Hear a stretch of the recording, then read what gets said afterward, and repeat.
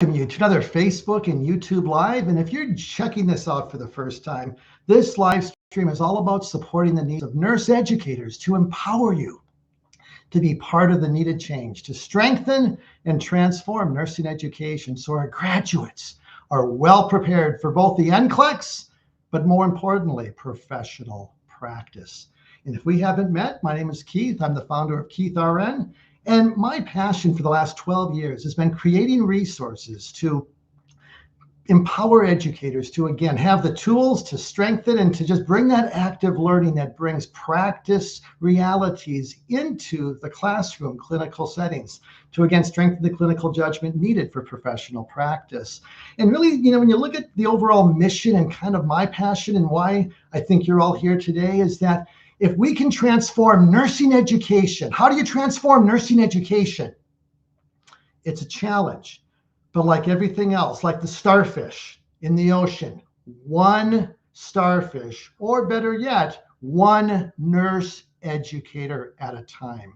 And every one of you who are watching this live stream, either live or on video, on a recording, you're part of the needed change. And I'm so thankful.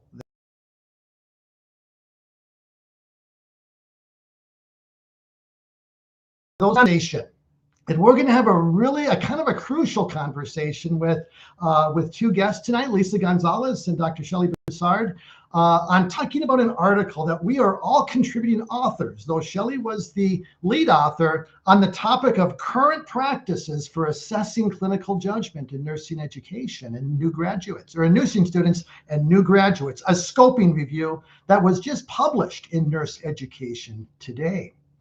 And what I want to share with you all is that this article can be accessed in full text for maybe about another 2 weeks.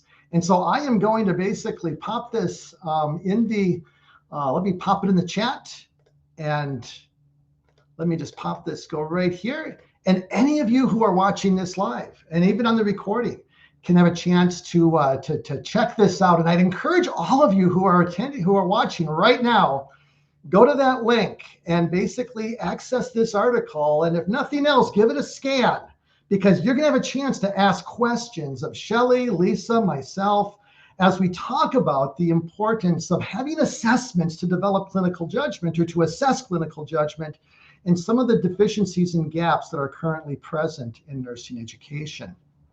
I want to highlight last month's conversation. We do these Facebook Lives every month. And last month, we talked about moral courage and the importance of developing professional identity. And what we discussed was a very powerful, crucial conversation with Redonda Vaught. Now, if many of you remember Redonda's story, she was in the news a few years ago as a nurse who was prosecuted and ultimately convicted of a medication error that led into unfortunate patient death, and it was devastating. But there are things that we can learn from Redonda's story, how the med error happened, as well as how she handled it with the highest level of integrity. And so if you missed that conversation last month, it's on our YouTube channel, Think Like a Nurse. And if you're not currently a member of, or not subscribing to Think Like a Nurse, which is a free opt-in, just basically you'll get access to every new Facebook Live, because they go to both Facebook and YouTube, and you'll get a chance to just be the first in line and have that notification. So I just wanted to communicate that to you. I also wanted to highlight that, I have some resources on keithrn.com that I'd love to share with you. And what I have is a couple of resources that can help you. One of them, I've had a free case study, a clinical reasoning case study, as well as a Keith RN clinical judgment rubric that I'm really excited to share with nurse educators. As we'll be talking about kind of the lack of assessment tools. And for the last 3 years, I've been working on a rubric with consent and with the collaboration of Dr. Kathy Lassiter, the creator of the original Lassiter clinical judgment rubric that we'll be talking about tonight, that assesses clinical judgment in the context of simulation.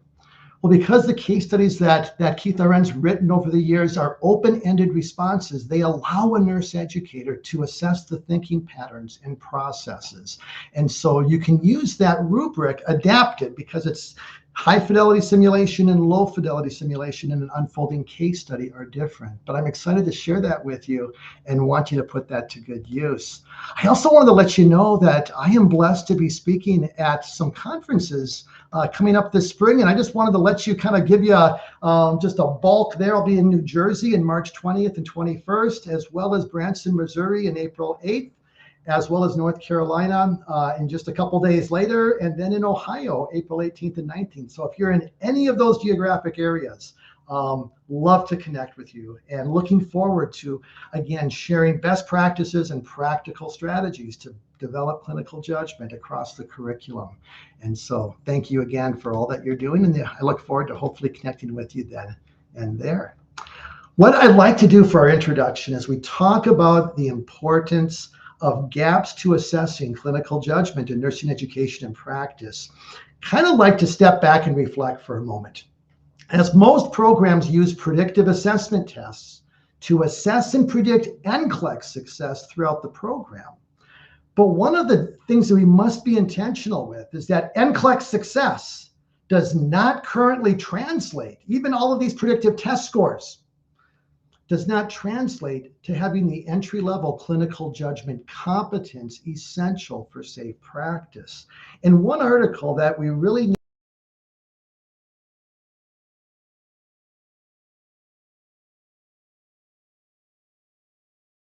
with Kavanaugh 2017, identifying entry-level competency at 23%.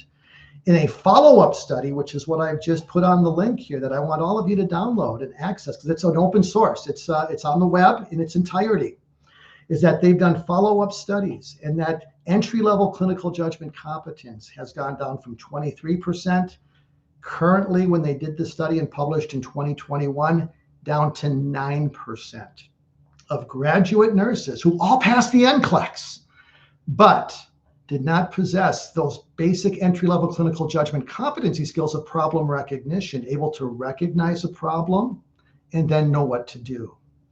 That's what was lacking in the majority of graduate nurses who passed the NCLEX. And so again, it's a collaborative problem, the academic practice gap, but I am really encouraged and excited to see the winds kind of blow in a different direction. As next gen NCLEX has kind of, died down, and we've seen that the sky's not going to fall. Actually, it kind of went up more than we expected. We can now take a big breath. And now we can start putting first things first by preparing our graduates for practice. And so I'm just really excited to have two guests that we're going to introduce with this article that I was, again, blessed and thankful to contribute to, as it related to a scoping review on how we are assessing clinical judgment in nursing education. Because I want you to think about it for a moment. Look at your program. Ask yourself this question before we start a discussion. How does your program assess clinical judgment that is foundational? It's integrated into everything a nurse does in practice. How are we assessing clinical judgment competency in your program? What resources or tools are you using? If there's anything specific that you're using, please put it in the chat, or any questions you have related to this. But this is kind of, I think, the next frontier. It's a gap that we must really begin to look at and say, how do we basically begin to move from predictive testing as a culture in nursing education, which has been present for over 20 years, and begin to have an equal emphasis of having assessments that emphasize clinical judgment competency. So that's the crucial conversation we're going to have tonight. And I'm excited to have two guests with me tonight. I'm going to bring in Shelly Bussard. Dr. Shelly Bussard is the director of Bowling Green State University School of Nursing and associate professor. She's been a registered nurse since 1996 with a background in adult medical surgical intensive care, and has been a nurse educator for 20 years working with pre-licensure nursing students. Her research is focused on teaching strategies and development of clinical judgment. And Dr. Bussard is an adult critical care nurse specialist and certified nurse educator. And she was also the lead author of this scoping review article. And so, Shelly, it's great to have you with us. Thank I'm also going to introduce, kind of like in this corner, we got Dr. Shelly Bussard, and we've got a soon-to-be Dr. Gonzalez as she completes her PhD program. And Lisa is currently pursuing her PhD in nursing and is a professor at the College of Southern Maryland, teaching students in both adult med-surg theory and clinical courses. She is passionate to develop students' clinical reasoning skills in the clinical environment and has developed a concept-based approach grounded in clinical reasoning that was published in 2018. Clinical Reasoning, Piece by Piece, is a must-read for every nurse educator. We'll share the link later.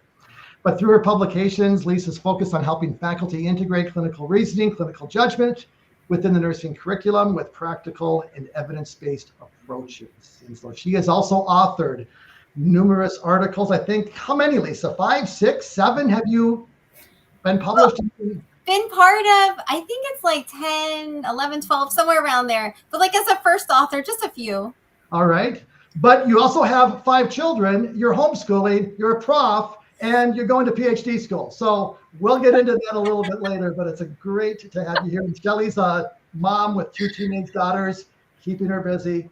But despite that, you're here tonight. So I want to thank you for joining me this evening and look forward to just really a crucial conversation on how we can strengthen the assessment of clinical judgment in nursing education.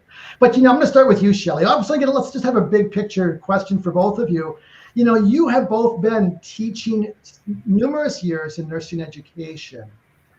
What motivated your passion to basically in the importance in developing clinical judgment? Because both of you share that. We're going to share some of Shelly's articles on reflection and some of her thoughts on that. But, Shelly, your passion on this topic, I always like to know what motivated that. Like, what was the splinter in your brain that you saw as a nurse educator that's saying, this is painful, it ain't okay, I need to do something about it? Anything you can share? I'd love to kind of get a sense of what you saw. And Lisa, the same question will be yours to follow. Well, I can't say that I have a very prophetic way of saying this, but it was, honestly, it came by mistake. And I think it's interesting when you talk to nurse educators, a lot of what we did came by mistake. Like we went to school to be a nurse and then kind of fell into education. Well, I fell into clinical judgment in that in about 2008, my director at the time got a grant for a simulator, and nobody wanted to take claim and say, yes, I'll take the simulation lab. And I was like, okay, I guess I'll do this. I had a 1-year-old at the time, and I was like, all right, let's go for it. And I just had to build a sim center and a simulation program with no knowledge, no experience, anything in it. And so as I started building, I then started a PhD, and then immediately they want to know what your topic is. And I'm like, well, it has to be simulation because I really don't know anything about it. And as I started building, I found a framework. And then I found Tanner's clinical judgment model. Then I found Lasser's clinical judgment rubric. And then that's when the pieces started fitting. And that's when I started learning how to do simulation, and not just to use the computer, but to have a scenario with outcomes that is going to help the student think and learn and then assess. So it took several years before I really felt like I had it fine-tuned to the point where I was really looking at those outcomes and assessing them with the students. But I guess that's where it started. And I started my PhD in 2010, finished in 2013. So it's really kind of built gradually since about that time frame. And why don't you share briefly, Shelly, because in 2015, you published your first article on reflection and clinical judgment development. And I'll share some of the 3 articles that you have published, and there's others coming. But the bottom line is, why don't you just briefly kind of lead into that and just highlight just the work of reflection that led to your early work and kind of where that's gone since then. And again, this is going to be the funny, I fell into it moment. But when I went for my residency for my PhD, the facilitator of my course asked us all, who reflects on a daily basis? And no one had ever asked me that question, but all I did was laugh, because I had a 2-year-old at home. I was pregnant with my second. I was working full time. And I said, who has time to reflect? Like, that was all I can think of. And then move into the dissertation, and it was about reflection and the clinical judgment component. And that built a lot of my research. But ultimately, when I read Tanner's work and she said reflection was the key to developing clinical judgment, that's where it started to make sense. And they talked about debriefing being the most important piece of simulation. And to be honest, I found debriefing to be the hardest part of simulation. I found it difficult to ask questions to the students, to get them to reflect in a meaningful manner. They were done. They got done with the simulation. Some of them were crying, some of them were happy, some of them are upset. There are an array of emotions, and it was hard to get them to talk. So it took me several years to figure out what kind of questions can I guide them with to help develop clinical judgment, or to help them reflect in that respect. And as we looked at, post debriefing activities, we do the general basic debriefing. We video recorded all of our simulations, and we had our students then watch the videos as a post debriefing activity. And there came the reflection journals. I want you not only to watch the video, but then I'm asking you to reflect on the video.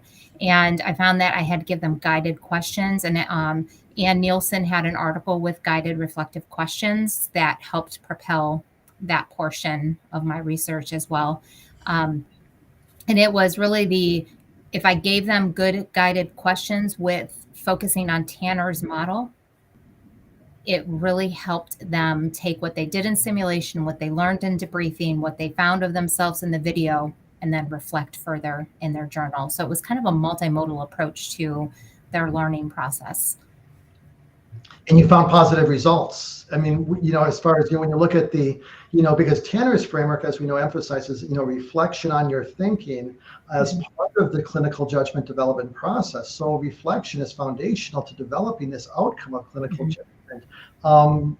Is there specific strategies that you could share briefly with our audience, such as basically kind of like, how can we just practically create a culture of reflection to develop clinical judgment? Because we got to kind of lay a foundation of some of the things we have to do to get to, if we're going to assess clinical judgment and do it well, we got to we have to lay that foundation. If we can take advantage of some of your insights while you're here on that very important topic. Right.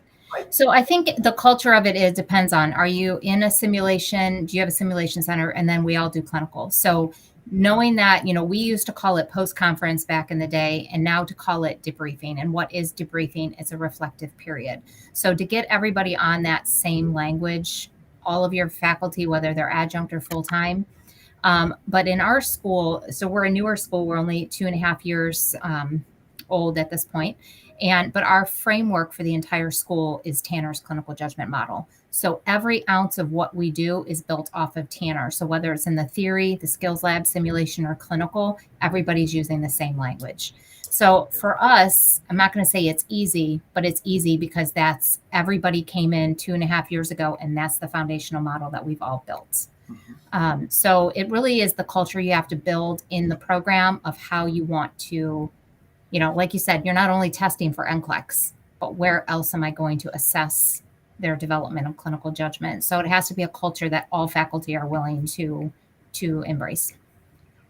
And I feel like that's really important. I was just going to say, I know, because, when you're thinking about assessing, it's really good to have those pieces aligned in the curriculum. Me and Shelly have bonded in the past and done some work in the past together, because my nursing program also, we integrated Tanner's clinical judgment model. And then we have a program outcome dedicated towards clinical reasoning. Each course has an outcome dedicated to clinical reasoning. And then we have a tool that we use in clinical dedicated, which is actually last year's clinical judgment tool. It's an adaptive tool for assessment and evaluation. So I feel like, for a lot of nurse educators, when you're thinking about your curriculum and that alignment, that assessment evaluation piece comes after the teaching and learning piece. And so to have those, parts of the curriculum already there, like how Shelly's describing, where they integrated Tanner's, it really does take that intentionalness to do that in order to be able to have that foundation for, then now we're going to assess and evaluate the student's clinical judgment, because we have those precursor pieces there as well of, built into the curriculum. So I think that's really neat. I just wanted to add that. And one thing that I'm just pulling up I'm just kind of going, I lost it here. I was just going to a little link I was going to grab. I'm going to share with you though, Shelly. I want you to basically share your most recent article that you published, and that is that been approved, or is that person-centered care I want you to briefly highlight that for our audience quick, and I'll just share the link where they can access that article as well, and just give us some information on that and some background, and because it's really important as well on this clinical judgment. Yeah, this one is definitely published.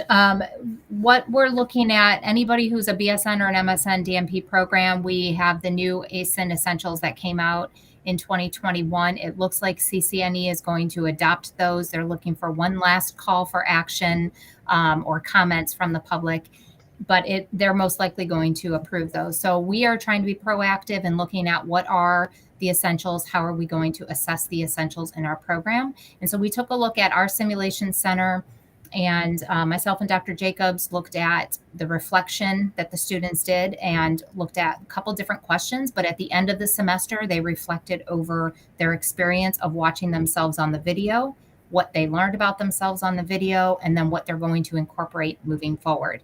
But with that, we were able to map that back to the domain of person-centered care within the new essentials.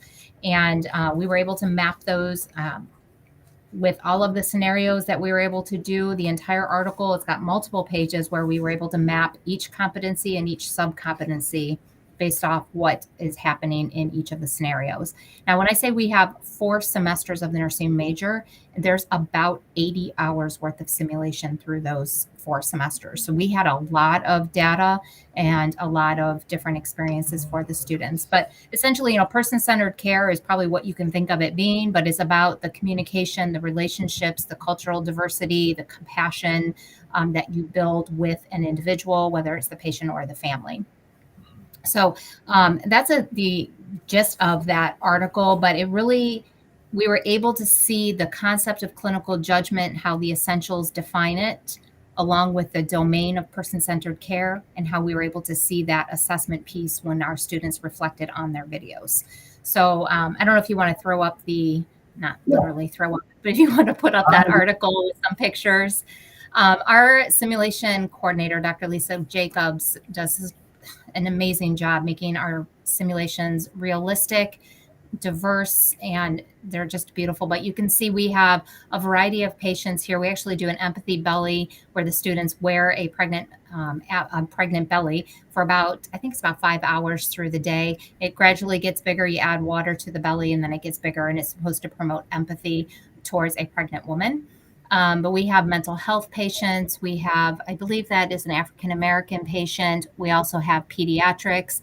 And in those scenarios, they're not only learning to compassion and communication with the patient, but also with the family members that are present as well. And so what was kind of a key takeaway from this article? That would be kind of like, if there's something that educators could learn from this article, what would be kind of a principle that's going to strengthen clinical judgment in their program? I think for us, it was really the knowing that the simulations that we're doing, they have a purpose and an outcome. So if I'm looking at there's 10 domains and 8 concepts that we have to hit on in a curriculum. Where are we hitting on them at? It can't just be in the theory classroom that I'm talking about transcultural healthcare. Right. Where can I place it in clinical and simulation? We all know we can only get certain things in clinical.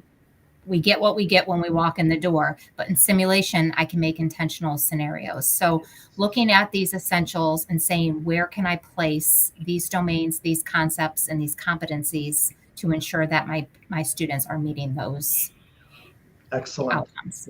No, thank you for sharing, Shelly. Mm-hmm. Excellent work. And thank you for all you're doing, despite, I still am amazed how both of you can just be published, research, with all the other platters you're spinning. So you're my heroes as well. And Lisa, I want to just basically give you the floor here with basically your kind of story, with just kind of how your passion for just really operationalizing, and I would say translating some of the research into some very practical ways to just help educators. Again, like that piece by piece article, just where did that come from? And what can we learn from your journey? And we're going to share a couple of your articles that you also have recently published before we jump into the topic of our scoping review. So go ahead. Well, I've shared a little bit before, but basically I feel like it's really neat because when Shelly was talking, it's like you really get kind of hooked into clinical judgment once you become aware of it. And so for me as well, too, it happened before this was such a hot topic. And so I think the root of it really for me was just watching students struggle so much. And just remember being a new grad myself and just not quite grasping how can I help these patients? Or, when you have these near misses, or when you have the first time something happens to your patient and you're thinking about what could I do different next time? Like, oh my gosh. And so just watching students try to learn what nursing practice is during their time in clinical and in theory. And I did a lot of clinical at first. And that's where I really was like, how can I help them understand what that essence of nursing is? And so I realized it needed to be a more intentional approach than just teaching them like theory content or just teaching them, general critical thinking, or even just nursing process, because we were doing nursing process still. And there was still something that was missing that they weren't grasping.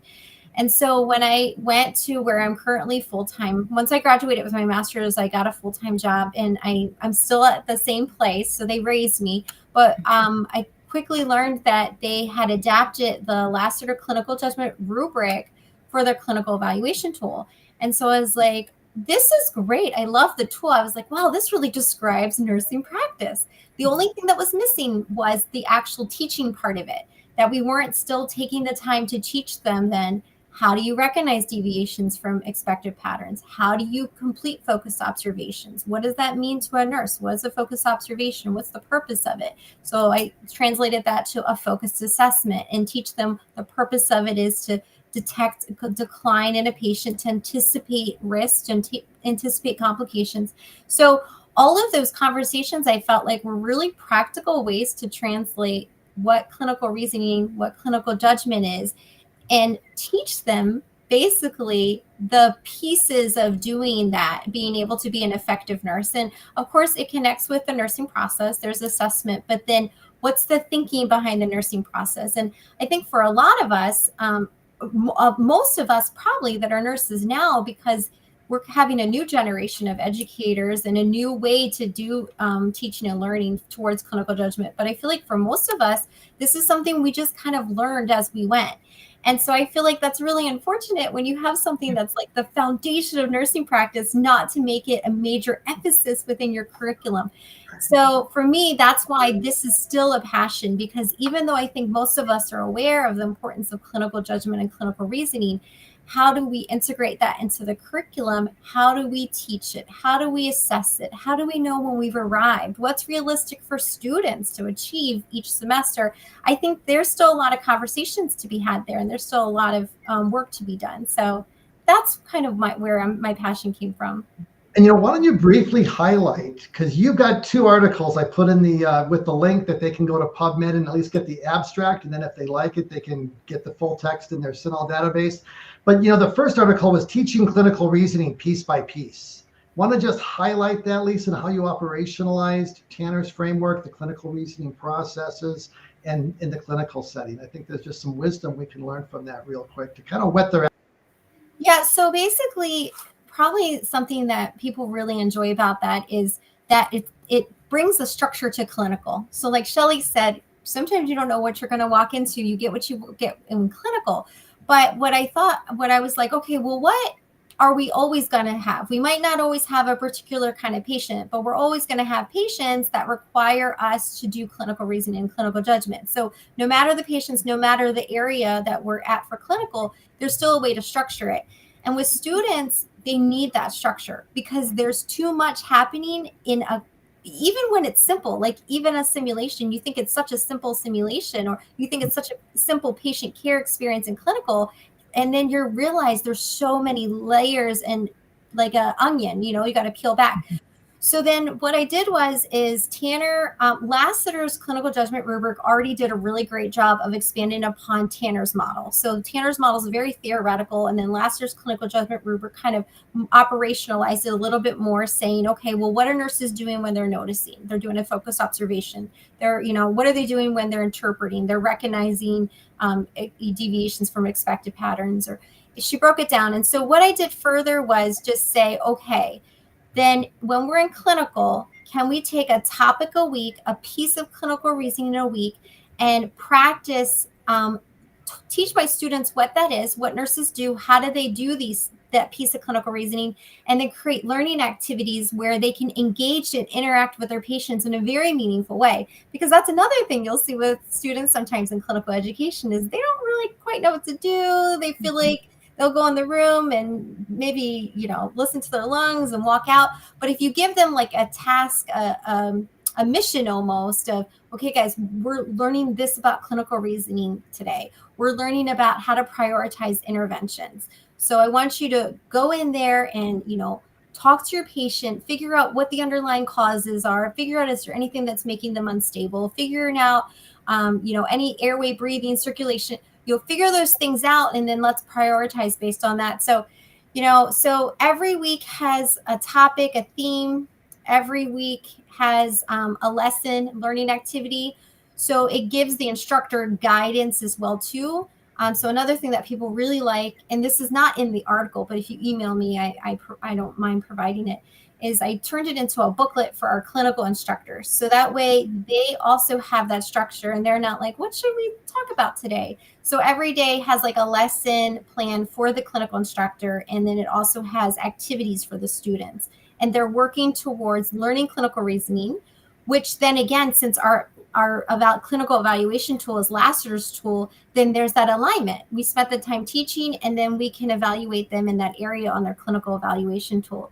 So it's been really fun. I've really enjoyed being able to do this. And so my passion is clinical education for sure. So.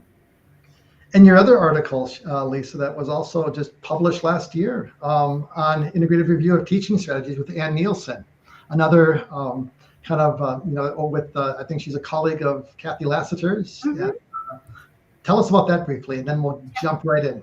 So that actually was like online published at the end of last year, and then it just got published in print this month. I think it came out. So basically, it's actually, so those that might be working on your PhD, it was actually a project that I was working on in my PhD. We did a scholarly project, and I wanted to do a integrative review of clinical education teaching strategies that are designed to develop clinical judgment. And so from there, we scoured the literature from 2000 up to, I think, 2022 when I started the project. And there was only really 20 articles. There was only 20 articles that described intentional teaching for clinical judgment. We wanted to focus on clinical judgment as opposed to critical thinking or any other things. Clinical judgment or clinical reasoning was our inclusion criteria. And so we learned a lot of really neat things about, well, what does it mean then what kind of teaching strategies, what does it mean to teach for clinical judgment in clinical education? And so we learned that reflective teaching strategies, so there's reflection, those were the most common, the most effective, concept mapping, concept-based learning activities, those kinds of things, peer mentoring. There was many others, but those three were the top ones. So the integrative review article just shares kind of some practical teaching strategies that can be used when in clinical education to teach to develop clinical judgment. And not only the teaching strategies, but also the implementation. So it's not just really enough to just say, here, do this concept map, but that you're actually guiding their thinking. So the instructor needs to be like a guide, mentor the students' thinking, show them examples of good thinking, ask them questions to kind of bring them towards that thinking, that you need to find deliberate time in clinical, because sometimes things just happen in clinical and time gets away from you. So you need to plan out that structured, deliberate time that you're going to have reflection, that you're going to have this learning activity to develop clinical judgment. So we learned a lot, but we learned that there's more work that's needed. So I'm actually planning on doing this for my dissertation. I'm developing a survey tool right now that programs can use to assess what their clinical instructors are doing. How is their program teaching to develop clinical judgment in clinical education? And so if anybody's interested, eventually I'll be ready for participants, but it's definitely leading to my dissertation work. Yes, Shelly, thank you. Number one, we got it. You'll get there in about another 1 or 2 years, Lisa. I think you mentioned that depending on how fast you decide to put yourself on track. So Yep. Slow and steady still wins the race, last time I checked. Yes. Well, listen, let's get into our article. The scoping review of how are we assessing clinical judgment in nursing education. But before we go in, we've got to honor. We had 8 other contributing authors. Shelly was our lead, but we had Marianne Jesse was also instrumental, and she's the founder of Icon Ed. We'll talk about that at the end of our conversation. Mahida Albana, Marianne Cantrell, Intima Arimawi, Nadine Marchi, Michelle Coy, and Mari Polidna, and Patrick Lavoie, an unspoken hero who was kind of in the behind the scenes, but he was actually kind of, he took the back seat, but he was in the front seat, Shelly, if I remember. Oh, he was. Thank you. He was our mentor for the entire project. It was beautiful. He helped us so much with all of the qualitative data and the scoping review. Absolutely. We appreciate him. Yeah. Well, listen, I just put in the link to the article on current practices for assessing clinical judgment in nursing education and new graduates, a scoping review. And so let's jump into this. Shelly and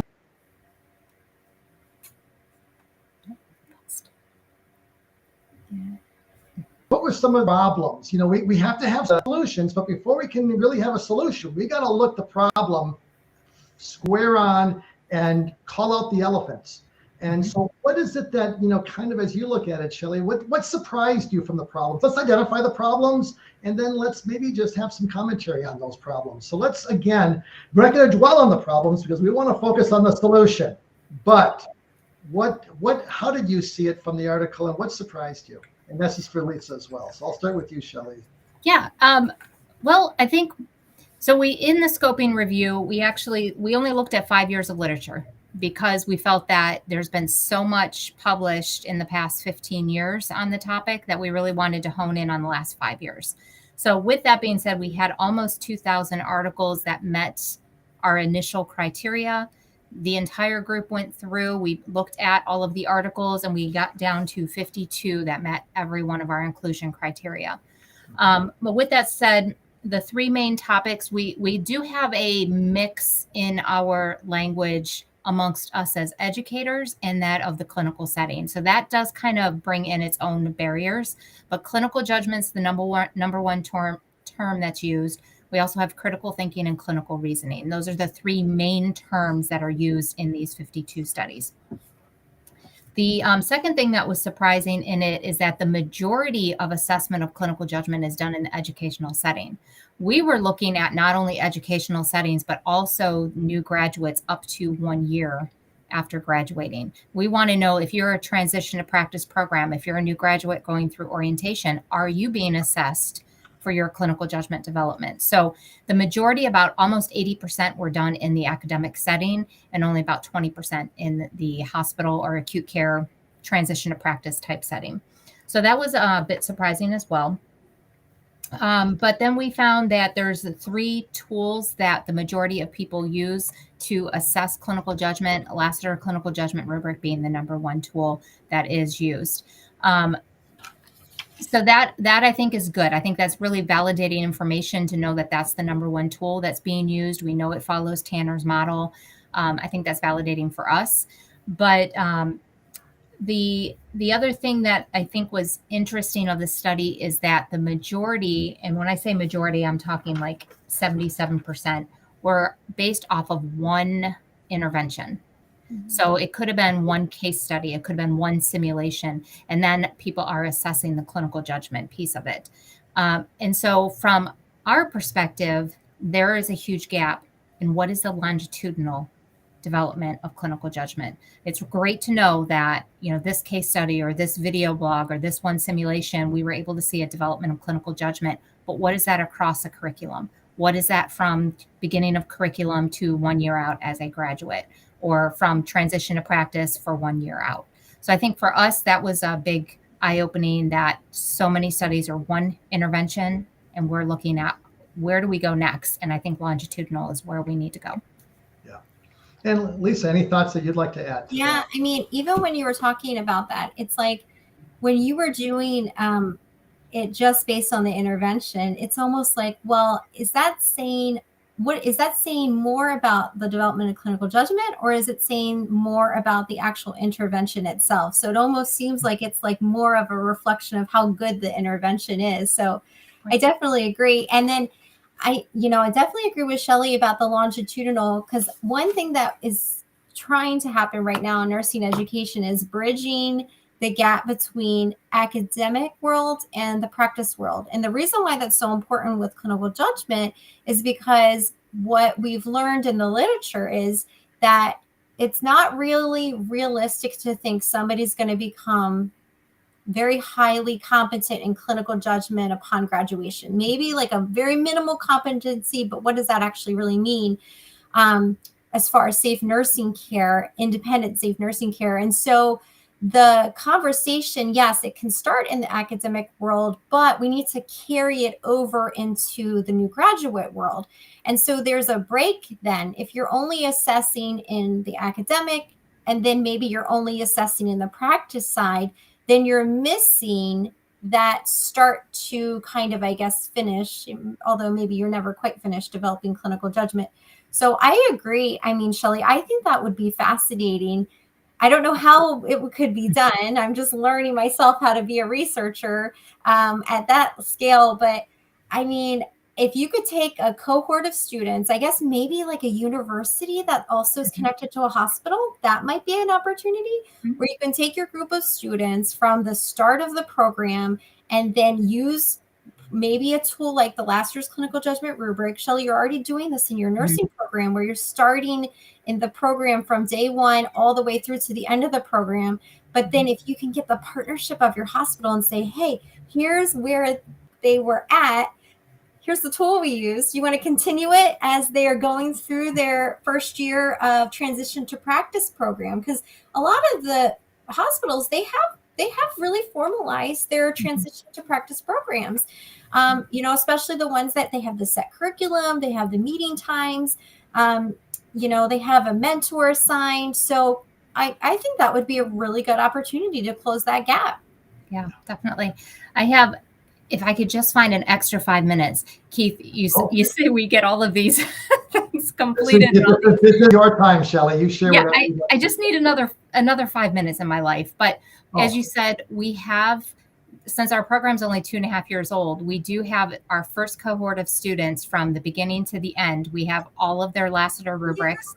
Yes. So I really want to take that data and figure out what is their clinical judgment across the entire curriculum from a clinical simulation perspective. So if any of my faculty are out there watching, let's do this. We've got a study in the making, and the thing with high fidelity simulation, it's time intensive to basically to observe a simulation, reliably score it, and collect that data. But I would say that we already have the instrument, Lassiter's rubric, and I think we need to kind of ask an obvious question that we haven't, that kind of ties into this. It's like, why should Tanner's clinical judgment model be kind of a foundational theoretical framework that nursing education needs to take a close look at, and not more than just a close look, but to really embrace the value of Tanner's? Not that there's other frameworks, but I would say, why Tanner's? Let's kind of just have that conversation briefly. I'm going to share, I found a link to Tanner's article, her original published article in 2006 in a full text online. That link right there that says mccc.edu. If none of you are, if you as an educator are not familiar with Tanner's clinical judgment model that was first published in 2006, I would just like Shelly and Lisa to say, why should Tanner's be kind of a framework that we need to look at and embrace as a framework in nursing education to teach clinical judgment? I think, yeah, absolutely. So some of the other tools that have been out there to measure quote like clinical judgment, so even the health sciences reasoning test, things like that, some of those tools were not necessarily specific to nursing and nursing practice. They're critical thinking tools. Other health professions use them. And so as nursing is becoming its own science, we're kind of standing on our own. We've learned what our role is, and that we have an expertise to contribute. Tanner's really aligned with that, because it was formed and created based on what are practicing nurses doing. She searched lots and lots of articles, understanding nurse thinking. And so it really came from a place that's us, nursing practice. And then last year's clinical judgment rubric expanded that. So I feel like that is starting the conversation right for us. And it's more aligned with nursing practice as opposed to other things. It's good to have critical thinking skills, absolutely.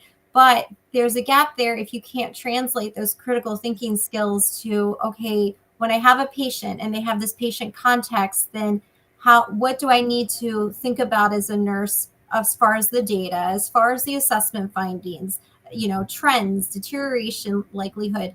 So that I think is the reason why, Tanner's is far above the other ones. Plus, at this point, there's been a lot of science and research behind it. And so that's really important. Like, we need to think about what we're doing. And so it's really important that you're using tools and you're using theoretical models that have a good foundation and a science behind them, or else we're just going to be spinning our wheels and we're not actually going to be measuring what we think we want to be measuring. So.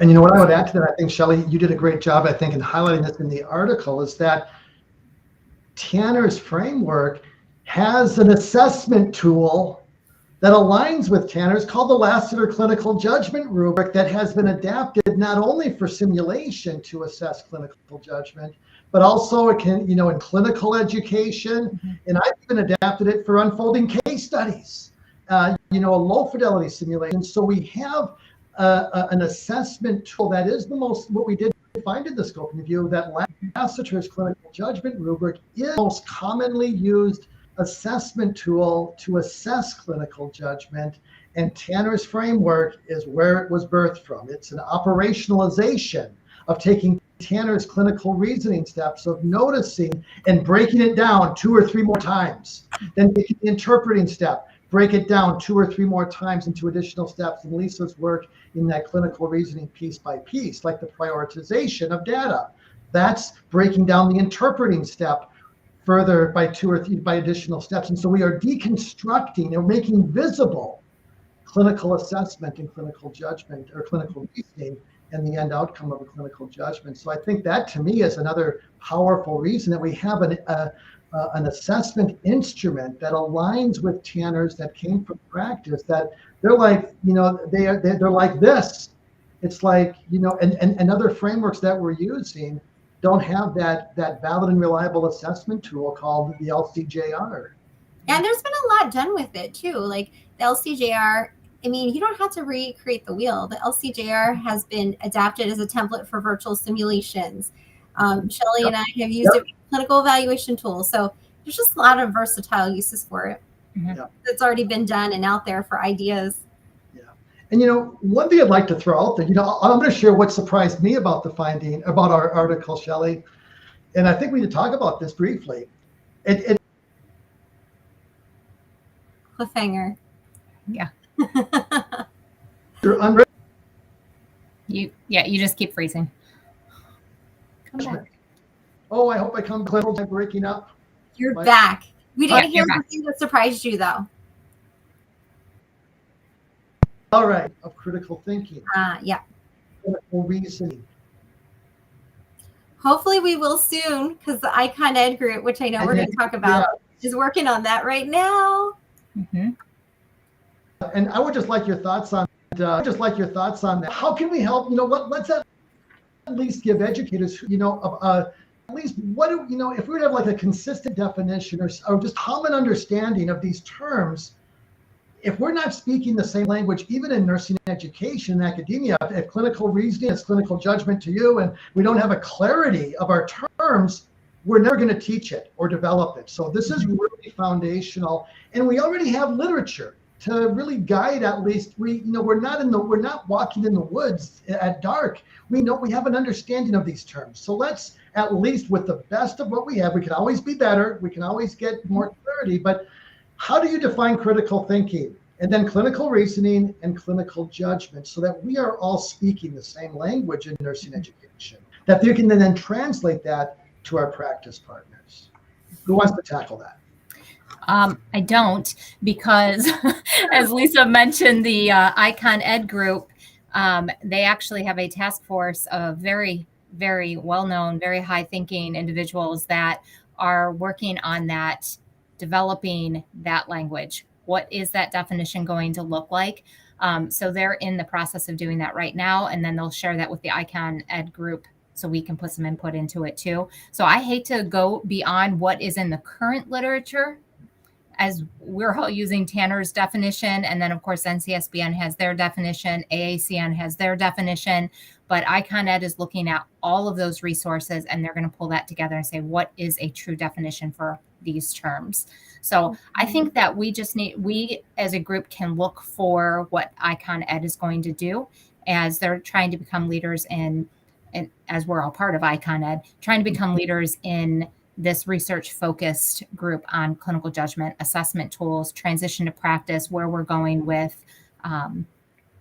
clinical judgment in all across not only the United States, but across the globe. We have a lot of partners across different countries as well.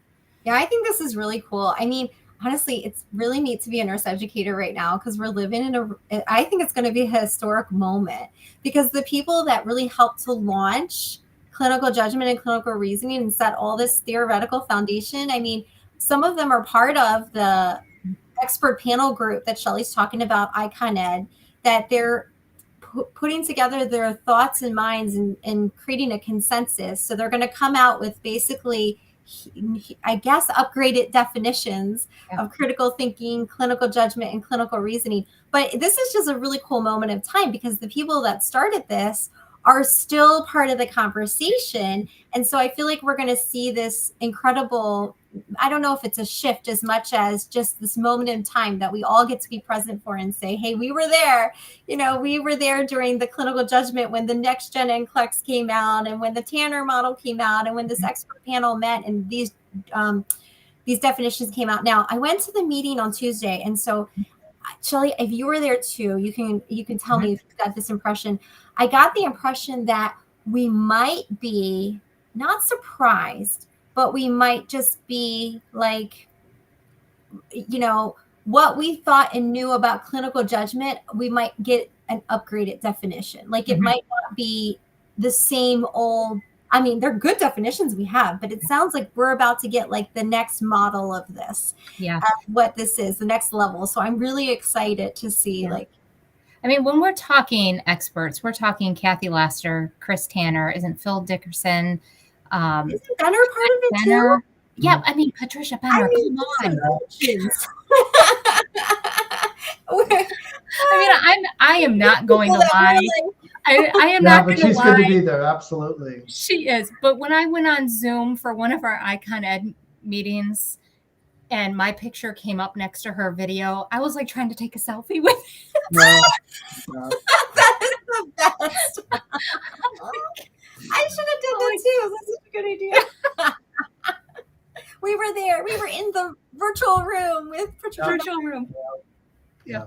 No, that's good. You know, I mean, some thoughts that I do have, though, I think that I think educators do need to kind of, and I think we had talked about it in our scoping review article, clinical judgment is an outcome or end result. And that in essence that, you know, it's integrated into everything a nurse does. It's something that you can't just like isolate and say, teach and develop clinical judgment. It's like, it is something that we have to be intentional because it is an outcome and it's integrated.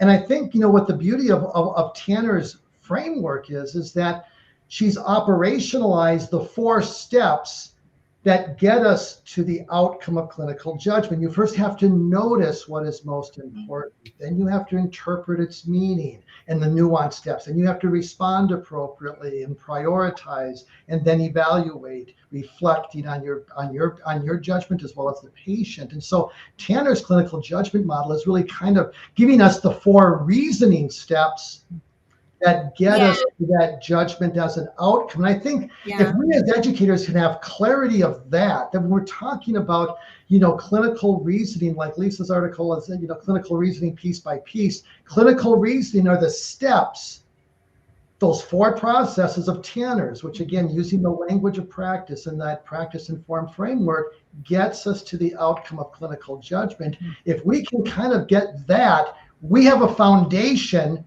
that if we need to fine tune the definition, great. But we do already have at least a working Yeah. kind of a big picture understanding. We're not in the weeds. We're not in the weeds, but we can always.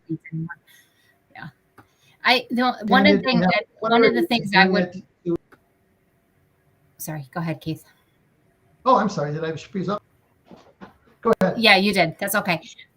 Just the one thing I want to just touch on with this. So with having our model and having the Lassiter rubric and having the pieces of it, one thing that I found when I started teaching into clinical judgment was that I was able to teach it. Whereas when I would tell our students, 15 years ago, use your critical thinking skills, that's where I left it. Oh, don't worry about it. You'll just learn critical thinking when you're in clinical. It's just going to be intuition. You're just going to learn it. And you can't do that. You can't expect an outcome if you don't give them the skills and the steps involved to get to it. So that's what I love about Tanner's model. I love about the Lassiter rubric. Mm-hmm. I also have other steps that we use at our school in teaching how to notice. What are the steps of noticing? What are the steps of interpreting? And we give the students a lot of different competencies to be able to get there. So that's an important piece for me with using those models. Well, we are quickly closing in on an hour. We have gone quickly, but I do want to close with the fact that I want to introduce Icon Ed, and I want to because one of the solutions, I want to kind of close with some of the key takeaways and solutions that we have to have a common understanding of clinical judgment, clinical reasoning between education and practice. And then that's what you mentioned Icon Ed is working on. So I'm going to throw in the website to Icon Ed. And I would just like you to just kind of, Shelly, maybe just give us a quick, for those educators that aren't familiar with the work of Icon Ed, what's their passion? Marianne Jesse, we'll shout out to her for kind of leading this initiative, but just kind of highlight what this is and how educators can be a part of it. I'm going to first ask, Lisa, were you part of the initial group of starting Icon Ed? So maybe we could pass the baton to Lisa, since you were one of the initial people. Well, so I can start, and then Shelly, you did the work group and everything. But basically, it just goes back to the passion of being able to have a group together of like-minded people that are wanting to work on this mission together, just to be able to develop some kind of common grounds with practice side, with the academic side, and then what are the competencies that we want to measure and assess with clinical judgment. So that was really like the emphasis, and just kind of bringing together all the different people that are working on all the different things with clinical judgment and saying, hey, let's work on it together. So there is, a few different focuses. One is like assessment and measuring end of academic and entry to practice outcomes. How are we measuring clinical judgment specifically in new grad nurses and at the end of programs? And so it's a big mission. And so a lot of what's been done so far is to break things down into like sub priorities, subgroups. And so then Shelly took leadership for one of the subgroups, which has just been amazing. I mean, there's just so many people that are part of this right now. And so the link is there, and there's information there of how to get connected. But definitely you're interested in clinical judgment. You're interested in making a dent in this conversation and getting all of us kind of on the same page, so that way we can make sure that we're bringing this from academia all the way through to practice and really getting our new grads ready for practice, join. So I don't know if Shelly wants to talk about the subgroup and what that's been like, but. Yeah, well, our subgroup, which was the three of us, plus what was it? Did we have 7 or 8 additional folks that wrote on the article as well? But that was one of the subgroups that we looked at. I know there's another subgroup that I'm really excited about. I think Keith and I'm not sure, Lisa, if you're on that one, but for the faculty development. And Kat, Keith, help me with her last name, begins with a K. She works with Patricia Benner.